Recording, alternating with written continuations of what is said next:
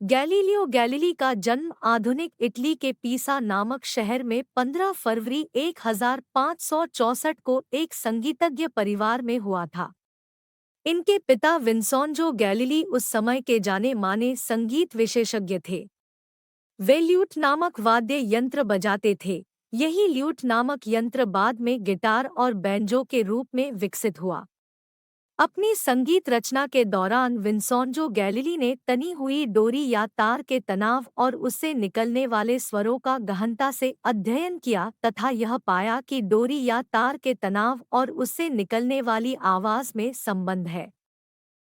पिता के द्वारा संगीत के लिए तनी हुई डोरी या तार से निकलने वाली ध्वनियों के अंतर्संबंधों के परिणामों का वैज्ञानिक अध्ययन उनके पुत्र गैलीलियो द्वारा किया गया। 1570 के दशक की शुरुआत में गैलीलियो का परिवार फ्लोरेंस चला गया, जहां गैलीली परिवार पीढ़ियों से रहता था।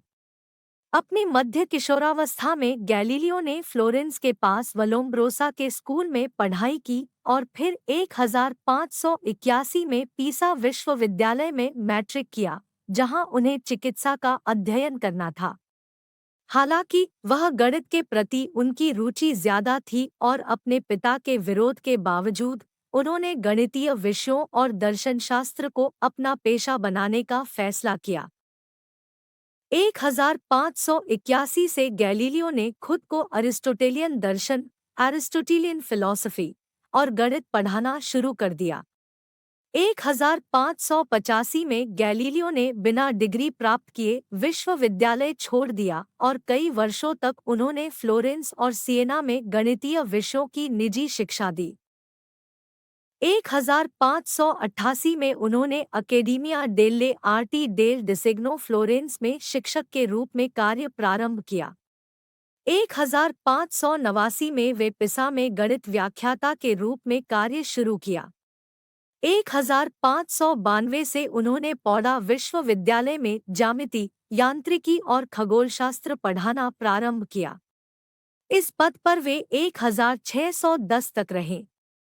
इस पद पर रहते हुए उन्होंने मूलभूत विज्ञान, गति विज्ञान, खगोल विज्ञान तथा प्रायोगिक विज्ञान, पदार्थ की मजबूती, उन्नत दूरबीन इत्यादि पर कार्य किया। गैलीलियो ने भौतिक विज्ञान में गतिकी के समीकरण स्थापित किए। उनका जड़त्व का नियम प्रसिद्ध है। उन्होंने पीसा की मीनार के अपने प्रसिद्ध प्रयोग द्वारा सिद्ध किया कि वस्तुओं के गिरने की गति उनके द्रव्यमान पर निर्भर नहीं करती। उन्होंने पहली बार सिद्ध किया कि निर्वात में प्रक्षेप्य का पथ परवलयाकार होता है। गैलीलियो 70 वर्ष के थे, फिर भी लगातार काम करते रहे। सिएना में अपना अप्रकाशित अध्ययन लिखा, जो 1609 में दूरबीन में उनकी रुचि के कारण बाधित हो गया था और तब से रुक रुक कर जारी रहा। यह पुस्तक इटली से प्रेरित होकर लीडेन, नीदरलैंड्स में 1638 में Discorsi e Dimostrazioni Matematiche Intorno a Due Nuove Scienze Attenenti alla Meccanica dialogues concerning two new sciences शीर्षक के तहत प्रकाशित हुई थी। यहाँ गैलीलियो ने पहली बार किरणों के झुकने और टूटने का पता लगाया और गति की अपने गणितीय और प्रयोगात्मक जांच को संक्षेप में प्रस्तुत किया, जिसमें दो गतियों, निरंतर गति और एकसमान त्वरण के मिश्रण के परिणामस्वरूप गिरने वाले पिंडों के नियम और प्रक्षेप्य के परवलयिक पथ शामिल थे। तब तक गैलीलियो अंधे हो गए थे और उन्होंने अपना समय एक युवा छात्र विंसेंजो विवियानी के साथ काम करने में बिताए।